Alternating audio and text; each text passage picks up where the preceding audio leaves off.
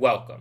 Yes, in this video I will be explaining the DLC story of Xenoblade Chronicles 3, Future Redeemed, in 24 minutes. The goal of this video is simple, to make a good resource for the community to look back on, whether it's to relive old memories, or refresh yourself on the story before the next installment in the series.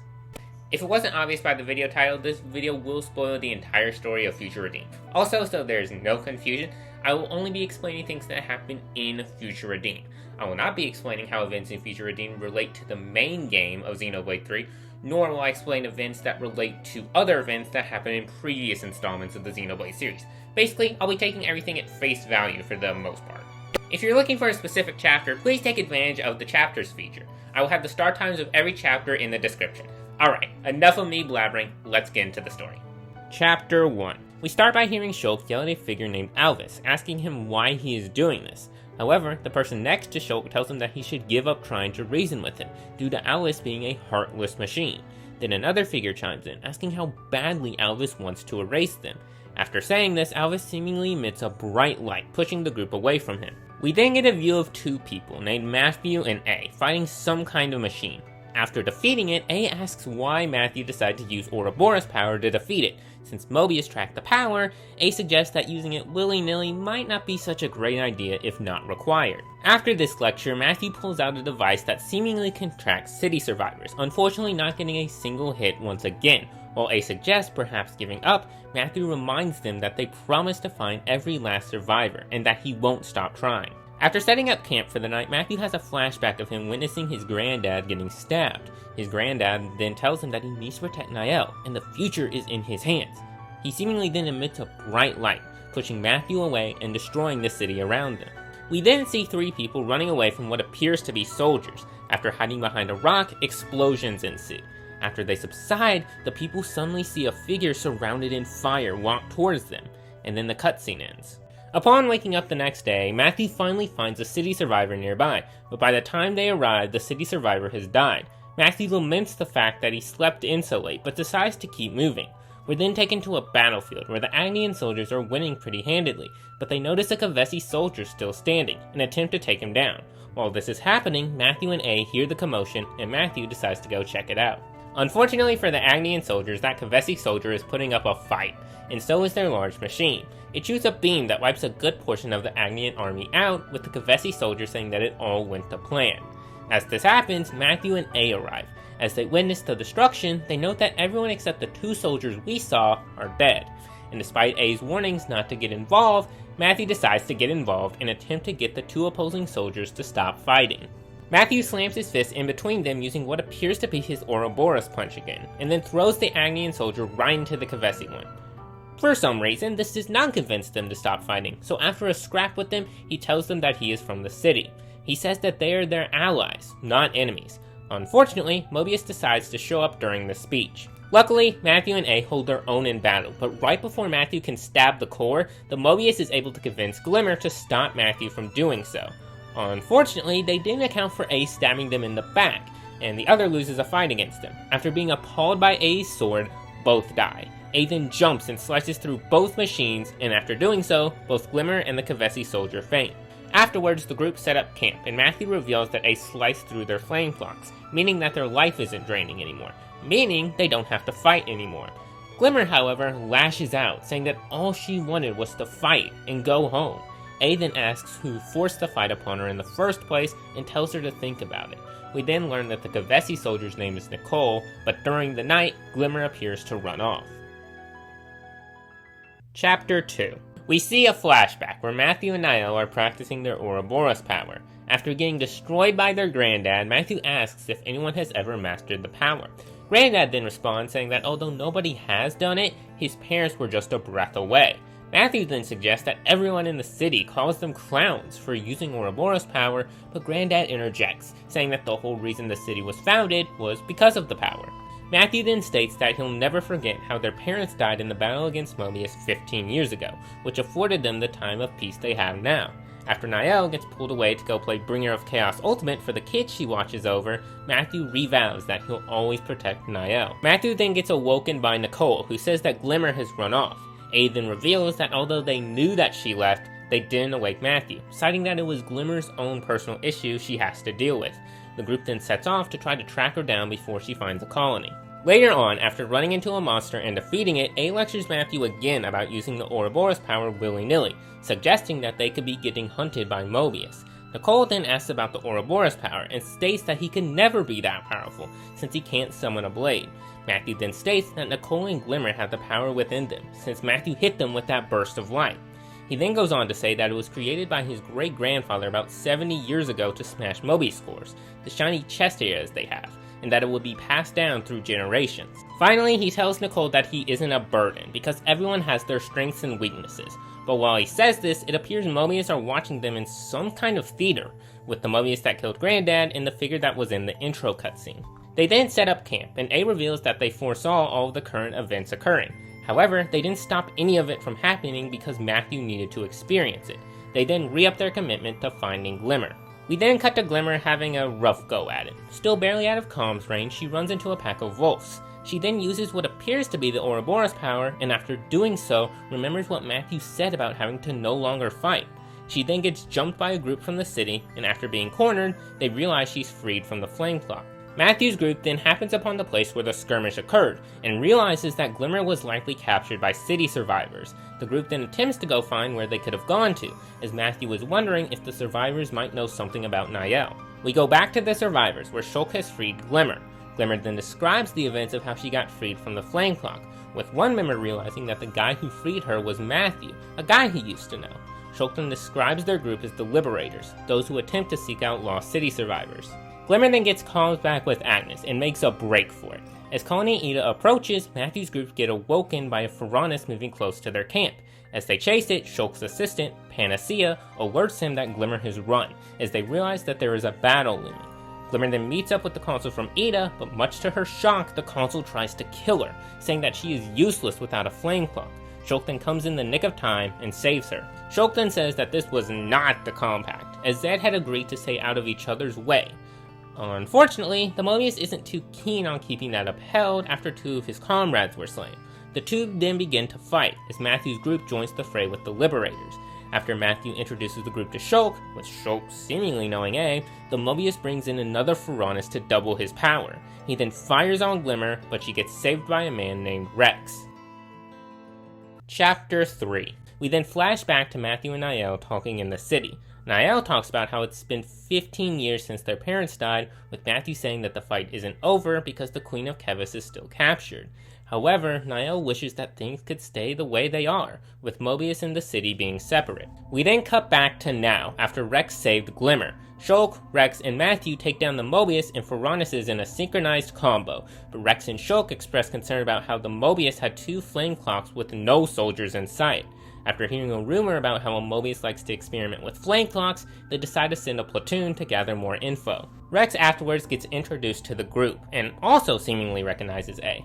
However, once he learns Glimmer gave away their position, he lays into her. After a bit of a lecture, Glimmer begins to cry, talking about how she was so close to homecoming. Rex then says that her friends are gone, and that the Mobius she just fought was the true enemy. Rex's assistant, Linka, then comes up to him later, saying that he was too harsh with Glimmer. After a bit of discussion, she realizes that he acted the way he did because it hits too close to home for Rex. Rex then praises Linka for her intellect and says that Glimmer looks just like them. Apparently, Shulk is experiencing the same thing, as Panacea also had a hunch. Rex then says that is because fate had them intertwined. Shulk then meets up with Nicole and praises the machine he built. Nicole says that it is nothing to be praised, since it is just a machine of death. After nerding out a bit about the machine, Shulk then says that a tool is merely a tool, but the user decides its uses. Nicole then realizes Shulk has a mechanical arm. Shulk says that it was needed because of a war wound, and it was built by Riku, an Opon. After realizing it squeaks, Nicole takes a look and fixes the problem. Nicole then talks to Glimmer and says that what happened was good. It turns out that he was bullied at his colony because he couldn't summon a blade, and even though all of his bullies are dead, he wonders why he was the one that survived. Regardless, he wants to make something out of himself now, and is glad that he didn't have to kill Glimmer, because now they're friends. Upon the next day, the group heads towards the Liberator space. While walking there, Matthew thinks back to when a group from the city ended up leaving to go make another city somewhere else, The group then arrives at Colony 9, the Liberators' base of operation. After taking a short tour, Matthew sees a field being worked by former Agnian and Kavesi soldiers who were freed, and thinks back to the time he happened upon a group of soldiers who were abandoned and died. Niall suggests that they had many ways to survive, but Matthew reminds her that fighting is all that they are taught. As he walks away from the field, he remembers Niall screaming about how there is still not a world where people don't have to die. Matthew then catches up with Dylan, an old friend of his back in the city.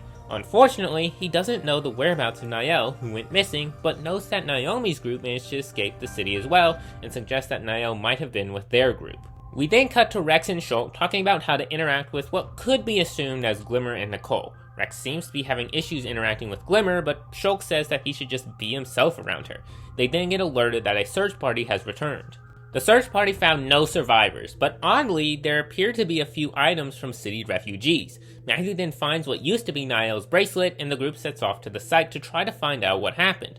Oddly, it appears there were footprints leading up to the site, but no footprints ever leaving it. Matthew then flashes back to them happening upon the group meant to make a second city. They appear to have gotten raided, and after finding out a group of Kavesi soldiers did it, Niall kills all of them in a fit of rage. Later on, the city welcomes newly freed Agnian and Kavesi soldiers to the city, but Niall questions why they were allowing them in.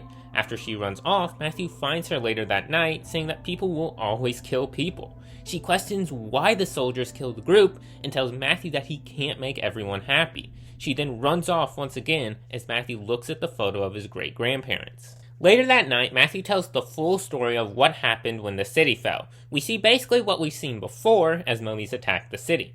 Afterwards, A nursed Matthew back to health, and when he returned to the city's original location, it was gone. He then swears he'll kill the Mobius that killed his granddad. Okay, this is a huge lore cutscene, so I'll try my best to explain what they say quickly. Basically, A is Ontos, 1/3 of the Trinity processor, and is a combination of Logos and Pneuma. Somehow, during the destruction of the city, Alpha and A split apart. Origin is built upon Ontos architecture, but without Logos and Pneuma, was basically just a machine. A is built upon Klaus, someone who shouldered regret, but no longer exists, leaving only the machine part of Ontos behind. And since machines have no feelings, he concluded that only city members should be spared and brought to a new world, destroying the old one in its wake. A describes themselves as the conscious of Ontos, and says that nobody should be left behind. A then says that Alpha needs a body to inhabit to have any sort of power. But, while saying this, a lightning strike hits behind them. Matthew and the others rush to the lake, and upon arriving, find out that the person who just came from the heavens is Niall. Chapter 4. It wouldn't be a chapter start without a flashback, so let's flash back to when Matthew and Niall are out with other members of the city foraging for supplies. Suddenly, Matthew and Niall get jumped by fog beasts, which they defeat. Afterwards, as they head back towards the city, Niall notices a red core crystal looking object, and after picking it up, she gets entranced by it, as it says things like, "Let us away towards a new world." After Matthew snaps her out of it, she attempts to tell Matthew about something, but Matthew gets called away before she can do so. Later, back in the city, she once again is entranced by the core crystal, but gets snapped out of it by the city being attacked by Mobius. As she watches, the core crystal appears to glow bright. Then, we see the figure we saw at the beginning, talking about how Alpha has seized Origin, and he can't put his will beyond Alpha's clutches. He then sends out the Mobius that killed Granddad. We then snap back to the present, with Matthew being ecstatic that Niall is alive. But Rex and A quickly warn Matthew that it isn't actually her, with A saying that although it is partly her, what is inside of her is Alpha. Shulk then explains that Alpha came to destroy the world, and that's who they were fighting in the intro. Also, the other figure is named Zed. Cool name. However, their collective efforts weren't able to repel him, and only bought them a little time. Aiden explains that Alpha realized he needed an avatar to amplify his power, and the person he chose was Niall. Much to Matthew's dismay, they will have to beat up Niall. Unfortunately, that's not going too well, but they suddenly get saved by N, the Mobius that killed Granddad. N attempts to cut Niall down, but Matthew saves her. And although he tries to kill N, A stops that too. A says that N isn't the enemy, and he then reveals that he's actually Matthew's great-grandfather. While this is all going down, Niall is able to escape and bring out Origin in the sky. And then explains the reason for doing this is because Zed, the Mobius head honcho, promised in eternity if he would protect the present. Matthew soon realizes that it was because of his wife that N is trying to get eternity. and then says that he will stop Matthew's group from getting to Niall and disappears. Alright, another lore cutscene. After making it back to the base, Shulk and Rex tell a story. Basically, the worlds used to be one and the same, but some idiot screwed it up and made two separate worlds. Thanks to people fighting for the future, the two worlds independently achieved harmony, but eventually longed to come back together. Unfortunately, due to the matter of both worlds being opposite, if recombined, they would explode into light and die. That's why Origin was built, so if that did happen, they could just recreate everything, since things like the memories of everyone would be stored there. Origin is powered by the Trinity Processor Core, Ontos, aka Alpha. However, Alpha deemed their existence obsolete and tried to erase them. Although Rex, Shulk, and Zed tried to fight him, they lost and only delayed Alpha a smidge. Alpha is currently gathering power again, and getting ready to take him and the city people to a new world. The reason Alpha chose Niall is likely because of her emotions, because since she had lost so much, her emotions became the perfect fodder for Alpha. After hearing all this, Matthew decides to help them fight Alpha. After a bit of prepping for the journey to Origin, including upgrading Nicole and Glimmer's Ouroboros powers, the group gets one last sleep at the base before setting out. We then see Glimmer visiting Rex late during the night, thanking him for saving her life. Rex also apologizes for flipping out on her after he realized she'd leaked the base's location. Glimmer asks Rex why he helps all the people he does, even though he doesn't know them. Rex responds saying that if his fighting helps others smile, then that's the world he wants to create. But he also said that he fights to protect the bonds he's gained with the ones he's met by chance too. While the group is taking a break on the way to Prison Island, Shulk talks to A about what his future might bring, since he lost the ability to see it. A reminds him that what shapes the future is the person's will, it isn't set in stone. Riku then barges in and says that his master pawn told him that once he finds the person who is young, reckless, and willing to jump into the fray, he should give them what looks to be a sword. He then vaguely states that everyone is in both the sword that Riku has and the one that Shulk has. Shulk then says that they aren't alone. After a bit more trekking, Matthew asks A what they know about what happened at the city. A refuses to tell him, saying that he should ask In what happened himself and then go from there, which will lead him to Niall. Matthew reluctantly obliges and asks if A's real name is really A. They say that it has the nuance of the one at the beginning, something only Alpha and A can claim. Finally, they reach the top of Prison Island, and who else but In would be waiting there for them. Glimmer points out that In is unlike other consuls, who seem to have this joy about them, but In seems devoid of any at all, and then states that he will try to kill Matthew, because that's the thing that's keeping Alpha and Niall from departing. During the skirmish, Matthew's Ouroboros power appears to shoot a beam of light up towards Origin, which then returns the favor and sends one back down at them. We then get our flashback we've been waiting for, showing the full events of what went down when the city was destroyed. Granddad notices the city being attacked from afar, and notices a strange pillar of light over the city. He runs in and finds Niall telling him and Matthew to enter a circle with the rest of the city members. In then shows up as Granddad realizes that he is his father. Matthew then notices the city getting destroyed and starts to run in. Granddad gets told everything we already know, like how Alpha only wants to take the city folk to the new world at the cost of everyone else, yada yada. In and Alpha then get into a skirmish with In winning it. However, much like Matthew, Granddad makes the choice to save Niall and jumps in front of In's blade. He asks In if his wife would also agree to doing this, which In responds to by saying the burden is his alone to bear. Granddad, whose name is Gondor, tells him that his wife would have told him to let it go. We then get to the part that Matthew witnessed, and you already know how that goes. We then see In standing alone as what appears to be his wife appear and see what just occurred, horrified. We then jump back to the present, with A explaining that what they just saw was a memory from Origin, and how In truly felt. In explains that since the city's people were the source of Alpha's power, he killed all of them. Matthew, understandably, is not too pleased with this answer, saying that Granddad never would have sided with him. In then gets struck by lightning. Horrified, Matthew's group looks up and realizes that Alpha has now descended upon all of them, and then suddenly shoots a bright light at all of them. Chapter 5. We then see Niall in what appears to be a suburban area, as Matthew's group awakes in there too. They note how everything looks so much different than anything they've ever seen, as Shulk and Rex realize that this was Klaus's world, basically the world before it split into two. They appear to be inside a memory, as A then realizes that only Alpha would have a memory this far back. Matthew then hears a piano melody, one that Niall would play. Matthew finds the source of the melody and finds Niall playing the piano. Niall says that she has been waiting for him, and that this place is what she has always dreamed of, a place that everyone that they know can call home. Niall then states that she was promised there was a world like this out there by Alpha, as long as they casted away the old lives. After saying this, the rest of Matthew's group shows up. A then says that although humans had built the perfect world, their ambition eventually led to pride, which eventually led to the downfall of the world. Niall then says that the old lives did nothing beneficial anyway, they just killed to live. But Matthew counters her, saying that although Mobius is bad, their victims never did anything wrong. In fact, what she is doing is exactly like Mobius, and if she builds the world off of this foundation, it will end in ruin. He then finally reminds her that if it weren't for the soldiers she's trying to cast off, they wouldn't even be alive. This ultimately wins her to their side, but predictably, Alpha decides to come at the most inconvenient moment and pulls Niall away. Matthew's group then meets Alpha, and after a bit of back and forth, begin to fight.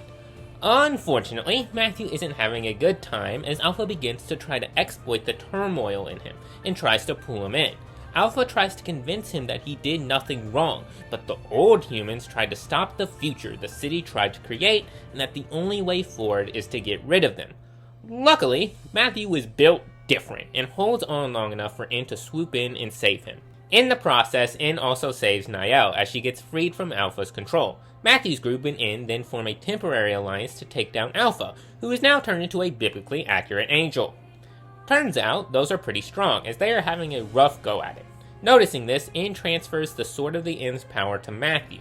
This releases the Ouroboros power as the 7 members of Matthew's group combine and give one last punch to Alpha, defeating him. Alpha then tries one more time to convince Matthew to come to his side, saying that he has made the future uncertain. However, Matthew reaffirms one last time that they will always keep moving forward and leaves Alpha behind. Once they defeat Alpha once and for all though, suddenly A, Shulk, and Rex begin to disintegrate.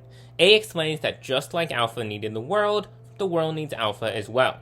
Rex and Shulk then explain that they are needed to help prop up the world until the time comes, since there's no Avatar. Glimmer is a bit skeptical, asking what happens if they can't change the world.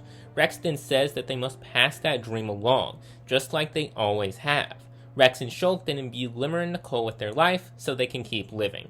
They both promise that they'll meet again one day. A warns that now since they're taking the role as Avatar, Zed may use it to further his own power. Their actions that they did will become nothing but a faint memory, but one day their intentions will rise up again. As they walk into the light, Rex and Shulk say that A knew that everything would happen and knows everything that will come. They respond saying that they only see what the flow encompasses, but their hope lives on. After this, Origin falls out of the sky and into the sea. After Matthew's group and N witness this, N says that Mobius will never stop guarding the Endless now, and asks how they will fight against them since their lives are so short. Matthew then says that if they can't beat them, someone else down the line will.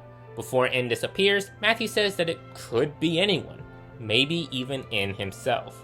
We then cut to what appears to be a city camp, with Riku and Nicole working on the Ouroboros stone. They're trying to get to where someone can use the Ouroboros power whenever and wherever, but notes that only a small number of people will be able to use it at once. Matthew then heads out to find more city survivors and entrusts the protection of the city to Niall, Nicole, Glimmer, Panacea, and Linka. Oh, and Riku too.